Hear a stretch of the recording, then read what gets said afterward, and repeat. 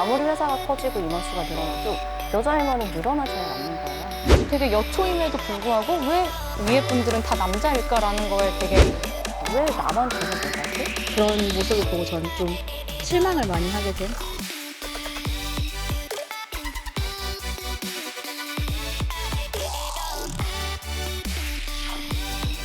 29살에는 퇴사는 진짜 미친 짓이라고 하더라고요. 야망이 없는 사람은 없는 것 같아요. 못한다 하니까 주눅이 들어있는 것이지.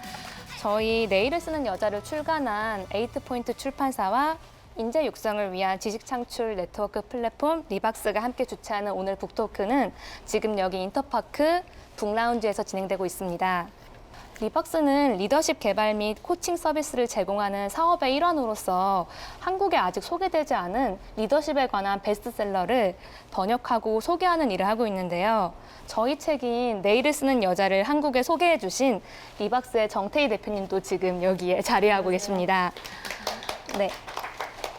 오늘 북토크의 부제는 지금 내일에 대한 우리의 이야기인데요. 더 나은 내일을 꿈꾸면서 열심히 내 일을 하고 계시는 여성 직장인들끼리 서로의 고민과 경험을 나누는 연대 시간이 되었으면 좋겠습니다.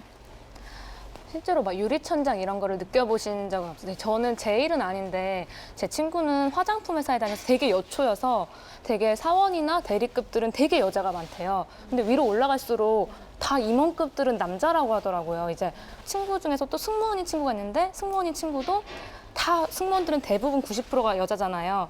근데 이제 나중에 뭐 교육이나 이런 사무장이나 아니면 본사로 가는 직원들은 거의 다 남자라고 하더라고요. 그래서 위로 올라갈수록 되게 롤모델이 없어서 되게 답답하다. 약간 여성 롤모델이 없는 것 같다. 되게 여초임에도 불구하고 왜 위에 분들은 다 남자일까라는 거에 되게 천장이 있다고 느끼는 친구들이 되게 많더라고요. 혹시 좀 그런 거를 느껴보신 분들은 없으신가요? 제가 마지막으로 퇴사한 직장이 여자 성비가 9대1 정도. 네. 그래서 남자분들은 별로 안 계셨는데 정말 아까 말씀하신 대로 고위 임원직인 분들만 다 남자분들이셨는데요.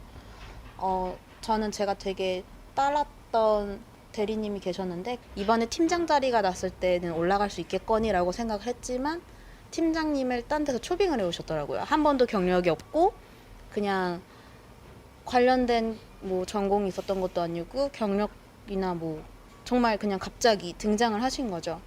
그렇게 해서 3년 동안 오히려 대리님이 팀장님께 인수인계를 해드리는 그런 모습을 보고 전 좀 실망을 많이 하게 된. 이게 저희 책에도 나오지만 이게 되게 악순환이라고 하더라고요. 그러니까 여자들이 승진해서 밀리고 이러니까 아, 회사에서 나를 인정해주지 않는구나 하고 퇴사를 하는데 그럼 또 남성 임원들은 아, 여자들은 이렇게 의지가 없어서 안 돼. 이렇게 얘기를 해버리니까 여자는 의지가 없다. 이런 식으로 악순환이 계속 되는 거라고 하더라고요. 오히려 여자를 그때그때 바로 인정해줬으면은 인정해주고 승진에 이렇게 반영해주고 했으면은 이런 일 없었을 텐데 오히려 여자들은 그래라고 편견을 만든 게 이렇게 악순환의 사이클이 되는 것 같아요. 다는 생각이 저도 들었어요. 저희 회사도 지사장님이나 이제 임원 이사님 분들 봐도 다 남성분들이고 이제 그 다음에 과장님 분들을 보면 그때부터 여성분들이 시작이에요. 근데 신기한 게 이사님 분들은 다 40대예요. 근데 40대인데 40대 여성이 결국은 직장인에 있어서 그냥 내려놓고 다 나온다는 거잖아요. 그런 것도 있어 보면 저도 왜 어떻게 이사님 중에 한 명도 여자가 없지라는 의문도 가졌고 저는 항상 드는 생각이 뭐 어느 대기업 임원직 여성 최초 임원직 올라갔다 이런 뉴스 보도글 같은 거 보면 별로 큰 거 아니거든요.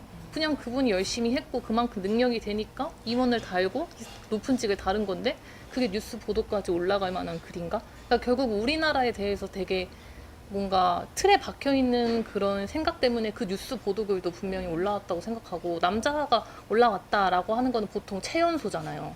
우리는 근데 여자는 최연소가 아니라 여자잖아요. 이런 것만 봐도 저는 남녀에 있어서 분명히 차별적인 부분이 있다고 저는 느끼고 있어요. 저는 이제 커리어가 큰 회사를 다닌 기간은 좀 짧고 그 다음에 이제 계속 스타트업 생활을 했어서 비교적 좀 뭐 권위적이라든지 그런 문화는 좀 많이 겪지는 않은 것 같아요. 근데 보면 저는 체감상 같은 급이라면 여자 임원이 좀 더 세다는 느낌은 있는 것 같아요. 그러니까 왜냐하면 이 책을 보면 그러니까 여자가 일을 더 잘하고 못하고가 아니라 이미 리더의 세계는 남초로 형성이 되어 있잖아요. 그리고 여자들은 남자들하고 기본적으로 갖고 있는 성향도 다르고 일하는 방법도 다른데 그거를 그 사회에 맞게 본인을 트레인을 했기 때문에 그 사회에 적응을 했고 그 자리를 이제 지켜내신 거라고 저는 판단을 해요. 근데 정말 저는 세상에서 제일 힘든 게 자기 자신을 바꾸는 거라고 생각을 하거든요. 그래서 여성 임원들을 보면 체감상 같은 직급이면 여자 임원이 좀 더 세다라는 느낌은 좀 있는 것 같아요. 그리고 제가 이제 저희 회사에서 저희도 임원진이 많지만 최근까지도 여자 임원이 저 한 명밖에 없었어요. 그러니까 저 스스로도 내가 공동창업자라서 내가 여자 임원 자리를 지키고 있는 건가? 아무리 회사가 커지고 임원 수가 늘어나도 여자 임원은 늘어나질 않는 거예요. 그래서 그거에 대해서 많이 생각을 해봤어요. 이 그 회의실에 앉아있는 수많은 남자들 보면서 왜 나만 계속 여자지? 라는 거에 대해서 보면은 저는 이제 가끔은 여자분들도 스스로 좀 생각을 해보셨으면 좋겠다고 생각이 드는 게 이 책에 보면 딱 첫 장에 그런 내용들이 나와요. 그러니까 여자가 왜 어느 순간에는 없어지는가? 그러니까 왜 그 많던 여자 선배들은 다 어디 갔는가? 저희는 팀장님이 여자분이시거든요. 근데 여자분이신데 사실 남자분도 그렇지만 여자 직원들끼리도 그래요. 얼마나 독하냐 약간. 근데 그러니까 저도 여자니까 저만큼은 그러면 안 되는 거잖아요, 사실은. 근데 여자들끼리도 와 진짜 어떻게 사회생활 했길래 저기까지 갔냐라고. 그러니까 이게 저희도 그런 차별을 받으면 안 되는 거지만 저희도 모르게 그냥 그게 너무 당연시하게 생각되는 게 그 통념이 그냥 문제인 것 같아요. 저는 여자니까 진짜 잘해서 저기 갔나 보다 해야 되는데 진짜 독하다라고 저희도 그렇게 말을 자꾸 나오게 되더라고요. 제가 제일 싫어하는 단어가 야망이라는 단어였어요. 왜냐면 어릴 적부터 너는 야망이 있어 라고 하면 왜 그게 싫은지 몰랐어요. 그러니까 그리고 쟤는 정치를 잘해야 하면 그 정치는 되게 나쁜 단어로 알았는데 어쩌면 이것도 저는 무의식적 편견 같아요. 야망이 없는 사람은 없는 것 같아요. 못한다 하니까 주눅이 들어있는 것이지 사실 성공이나 행복은 누구나 있는 거잖아요. 우리 책에도 그렇게 나오잖아요. 너무 독한 거를 부끄러워하지 말고 되게 자기가 야망이 있다는 거를 막 부끄러워하지 말라고 나오는데 독한 게 아니라 일을 잘하는 거지라고 이제 생각을 바꾸게 된 것 같아요. 저도 한때 그렇게 가지고 있었는데 저는 진짜 지금 회사가 정말 심각하게 야근이 정말 많거든요. 4시까지 하셨다. 4시, 아침 7시까지 19시간을 일해본 적이 있어요. 근데 진짜 9시간 딱 나오자마자 이제 너무 밝으니까 잠을 못 자는 거예요. 택시에서 이렇게 옷을 덮고 잤거든요. 그래서 이제 느꼈던 게 뭐냐면 버텨라 해서 부모님이 버티라고. 왜냐면 29살에서 지원을 넣으면 회사에서는 이 여자 29이면 30쯤에 결혼 곧 할 거고 30이면 신혼여행 갔다 온다. 근데 갑자기 임신을 하게 됐다라고 하면 그래서 저희 언니가 말하는 거 자기 아는 사람이 지금 29, 30이었는데 회사를 넣어도 합격하지 않는 이유가 이제 이 사람은 결혼하게 될 거고 애를 가지고 있고 애를 가지고 애를 낳을 거다라는 생각에 대한 그게 틀이 너무 많아서 29살에는 퇴사는 진짜 미친 짓이라고 하더라고요.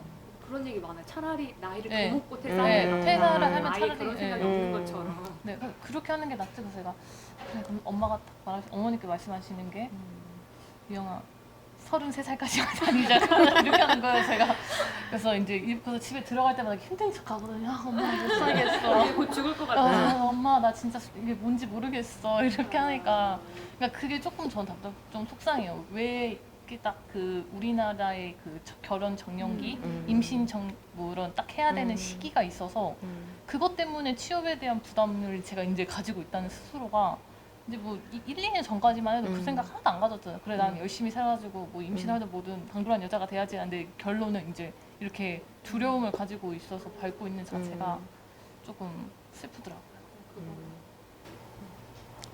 저는 두 가지 방법이랄까? 두 가지 이렇게로 접근해 볼 수 있을 것 같은데 저도 비슷한, 꼭 같은 경우는 아니지만 비슷한 느낌을 가졌던 경우들이 있었는데 하나는 지금 들으면서 제가 오래전에 느꼈던 거를 지금도 똑같이 느낀다는 게 일단 너무 안타까워서 하나는 이제 조금 리더가 되신 분들 그 이제는 많이 여자분들도 리더분들이 각 사에 많이 계시니까 그런 분들이 조금 나서주면 좋겠다라는 생각이 하나가 들고, 그리고 내가 나서야겠다. 왜냐면 뭐 1, 2년 차 때는 더 어렵지만 조금 그 회사에서 인정받고 리더가 되신 분들이 이야기할 때 조금 더 힘이 실릴 수 있으니까 아직은. 그래서 그런 리더로서 나도 앞장서야겠다는 생각이 하나 들고, 그 회사에서도 모든 회사에 있는 그런 여성 리더분들이 조금 이런 이야기를 듣고 좀 도움을, 그러니까 바꿔가려는 노력, 회사를 바꿔가려는 노력을 해야 될 것 같고요.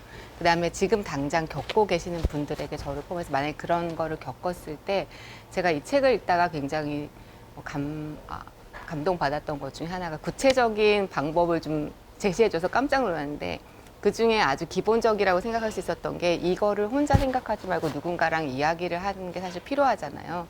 근데 정말 신중하게 나의 이야기를 들어줄 사람을 고르라라는 이야기가 있었어요. 근데 어떻게 보면 너무 당연한 거지만 우리가 그냥 잊어버리기 쉬운 것 같거든요. 그냥 내 옆에 있는 사람, 이 사람, 저 사람한테 이야기를 막 하는, 그래서 그게 소문이 되고 뒤에서 들리게 하는 게 아니라 좀 신중하게 내 이야기를 우리 회사에서 어떤 사람한테 이야기를 하면 이야기를 잘 들어줄지 생각해보고 그분하고 같이 좀 이야기를 해서 어떤 식으로 이걸 풀어가면 좋을지 같이 조언을 구하고 그분의 힘을 또 같이 빈다면 조금 좋은 접근이 될 수도 있겠다, 그런 생각이 들어요.